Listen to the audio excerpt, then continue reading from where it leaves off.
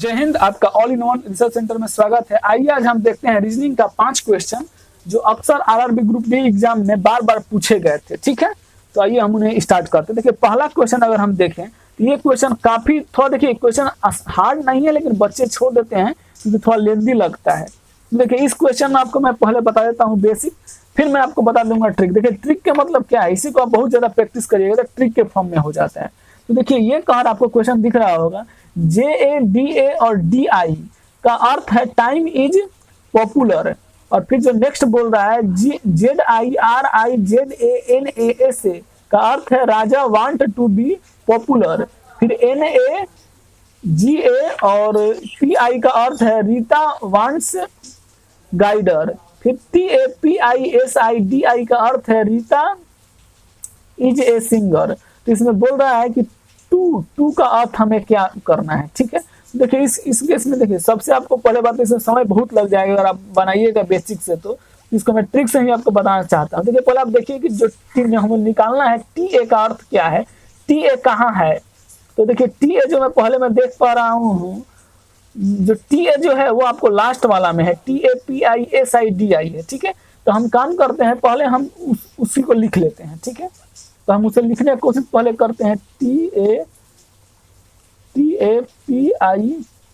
थोड़ा स्पेस देकर लिखिएगा, SI और फिर आपको DI ये हम लिख लिए।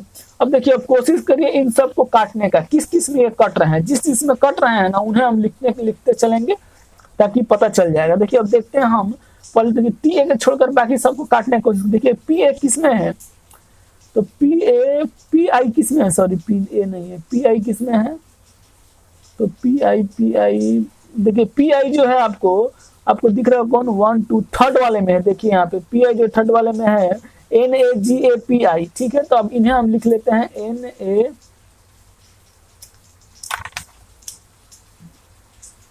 NAGA और फिर हो गया आपका PI। ठीक है, तो देखिए PI दोनों में है, तो इन्हें हम काटने की कोशिश करते हैं। अब देखते हैं इन दोनों में और क्या कॉमन है, तो रीता वांट गाइडर और यहाँ क्या है रीता दोनों में है, तो रीता कट जाएगी।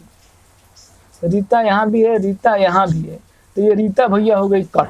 अब हमें देखना है कि SI किस में है जो मैं काटूं, तो SI देखते हैं हम, SI है ना, अच्छा SI नहीं इसमें क्लियर। ठीक है, तो SI को हम छोड़कर DI देखते हैं, DI है मेरा किस में, देखिए DI पहले वाले में है। ठीक है, ZADA और फिर आपको क्या है DI। तब हम देखते हैं इन दोनों में क्या कॉमन है, इसमें और इसमें। ठीक है, इसमें और इसमें क्या कॉमन है, इसमें कह रहा है टीम इज पॉपुलर। ठीक है, और लास्ट वाले में क्या कह रहा है, गीता इज अच्छा इज है क्या दोनों में, हाँ जी दोनों में इज है, तो इज इसमें भी है और इज इसमें भी है, तो ये कट गया। अब बचा कि इसका क्या होगा, तो इसमें आपको बताया मैं कि SI किसी में नहीं है और TA तो आपको किसी में है, TA तो निकालना ही है। तो SI और TA में क्लियर नहीं है कि किसका मान क्या होगा, इसलिए देखिए इसमें तो क्लियर इसका आंसर 2 गो में से कि कोई एक होगा। ठीक है, क्योंकि यहाँ पे क्लियर नहीं हो पाएगा कि इसका परफेक्ट आंसर क्या होगा। अब इसमें क्या क्या बचा है इसमें हम देखते हैं, इसमें क्या क्या बचा है, रीता कट गया, इज भी कट गया, ए सिंगर बचा है, तो ए होगा या सिंगर हो जाएगा। ठीक है, ए हो जाएगा या फिर सिंगर हो जाएगा।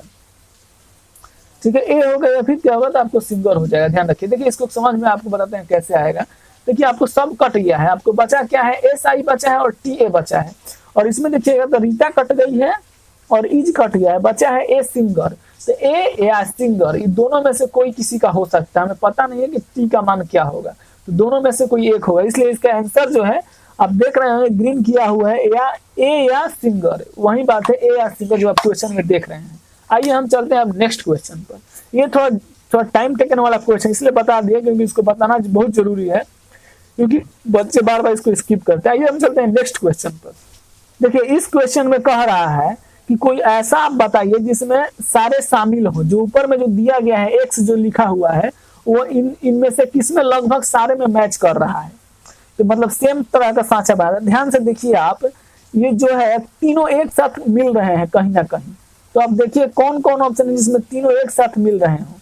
तो देखिए ए में देखिएगा तो ए में थोड़ा सा गैप हो जा रहा है, ट्रेंगल और एक जो और है उसके बीच में, और इसमें देखिए ट्रेंगल और जो एक और है उसके बीच में भी गैप हो जा रहा है, दोनों मैच नहीं कर पा रहे हैं अच्छा से।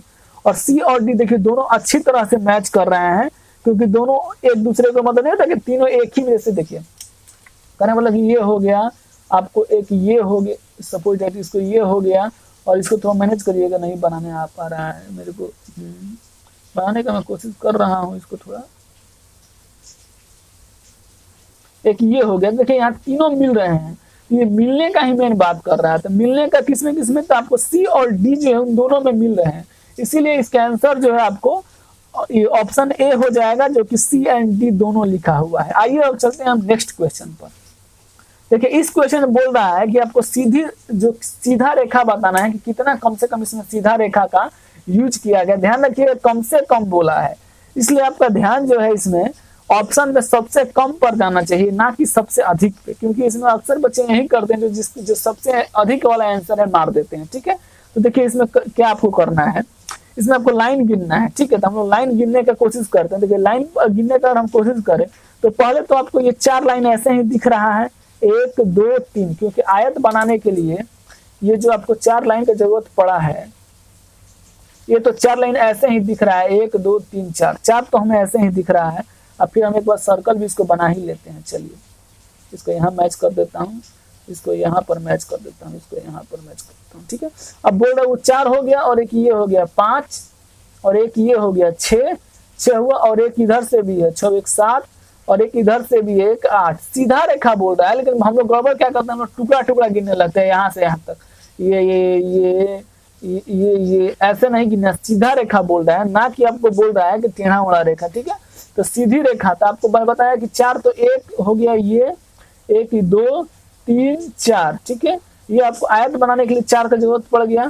फिर आपको बोल रहा है वो बीच से इधर से काटा है तो 5, एक इधर से काट दिया 6, और एक तिरछा काटा तो 7, और एक इधर से भी काट दिया तो 8, यानी इसका आंसर हो जाएगा ऑप्शन डी। आइए हम चलते हैं नेक्स्ट क्वेश्चन पर। देखिए ये जो है आपको कथन और निष्कर्ष, जो कि ग्रुप डी में बहुत ज्यादा इस क्वेश्चन को पूछा जाता है, तो आइए हम इसे भी देख लेते हैं। देखिए इसमें कह रहा है सैन्य बल के विकल्प के रूप में द्वितीय युद्ध का उपयोग इस शताब्दी में नाटकीय रूप से बढ़ गया है। कहने का मतलब ये है कि आपको सैनिक को दिखा करके मेरे पास इतना जवान है, मेरे पास उतना जवान है, और आपको रियल में देखा जाए तो वित्तीय यानी नहीं होता अपना जीडीपी बढ़ाने के लिए वो वाला युद्ध चल रहा है।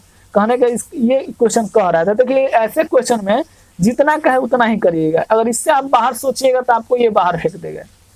तो देखिए क्या कह रहा है, इस शताब्दी में पिछले शताब्दी की तुलना में युद्ध की एक बड़ी घटना देखी गई है। ऐसा कहीं नहीं बोल रहा है कि युद्ध बहुत ज्यादा इस बार हुआ, ऐसा तो कुछ बोला नहीं, इस शताब्दी में बहुत ज्यादा युद्ध हुआ है, इसलिए ये वाला पहला तो निष्कर्ष होना नहीं है। दूसरा देखते हैं क्या कह रहा है,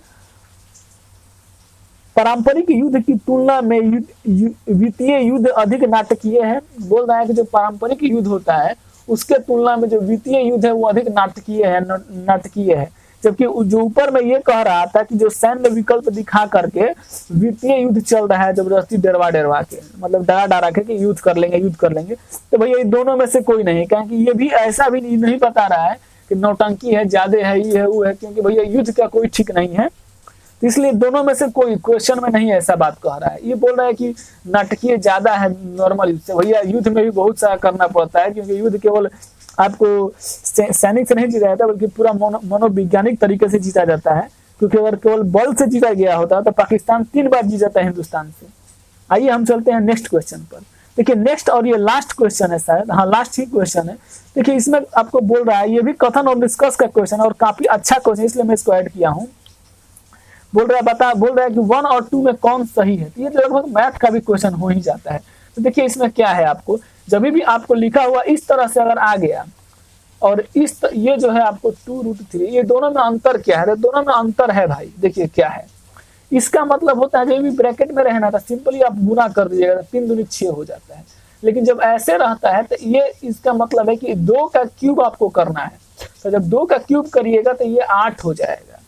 तो ये बोल रहा है कि ये दोनों बराबर हैं, कभी नहीं बराबर हो सकते हैं। जब ये 6 है इसका पावर और ये 8 है पावर, इसको देखिए इसमें मैं निकाल सकता हूँ मान, क्योंकि हमको पता है 2 का क्यूब जो होता है 8 होता है, तो 8 दूनी 16 में कर दूंगा, लेकिन मैं करूंगा नहीं क्योंकि मेरे को इसमें टाइम कम देना है। तो ये तो बराबर नहीं है, क्योंकि यहाँ 6 है और यहाँ 8 है। अब बात आता है जो दूसरा निष्कर्ष है, ये पहला ही निष्कर्ष है। दूसरा निष्कर्ष का अगर हम बात करें, दूसरे में कह रहा है, देखिए मैं इसको इसलिए लिया हूं था कि आपको दोनों में अंतर समझ में आ जाए कि दोनों में अंतर क्या होता है। देखिए दूसरा में कह रहा है 3 और 3 पे पावर 2 और इधर कह रहा है 3 पे पावर 6, इसमें कुछ अंतर है नहीं। देखिए इसमें क्या है, इसमें बोल रहा है कि 3 पे पावर 3। तो अभी मैं बताया कि अगर ब्रैकेट में रहता है तो 1 गुना करते हैं, लेकिन अगर ऐसे रहे तो इसका होल कर देते हैं। तो इसको करेंगे तो 3 हो जाएगा और 3 का स्क्वायर करेंगे तो 3 के 9 हो जाता है, 9। और इधर बोल रहा है कि भैया 3 पावर 6, ये भी बराबर बोल रहा है, ये बड़ा है, बिल्कुल सही बात है, ये बड़ा है इससे, क्योंकि इसका पावर 9 है। इसलिए इसका जो आंसर हो जाएगा आपको ऑप्शन बी, यानी केवल 2 वाला जो है वो आपका आंसर हो जाएगा। आशा करते हैं आपको ये वीडियो पसंद है। अगर वीडियो आपको पसंद आया है तो आप हमें सपोर्ट कर सकते हैं हमारे चैनल को सब्सक्राइब करके और बेल आइकन को ऑन करके। तब तक के लिए धन्यवाद। और कोई समस्या हो तो आप हमें कमेंट बॉक्स में पूछ सकते हैं।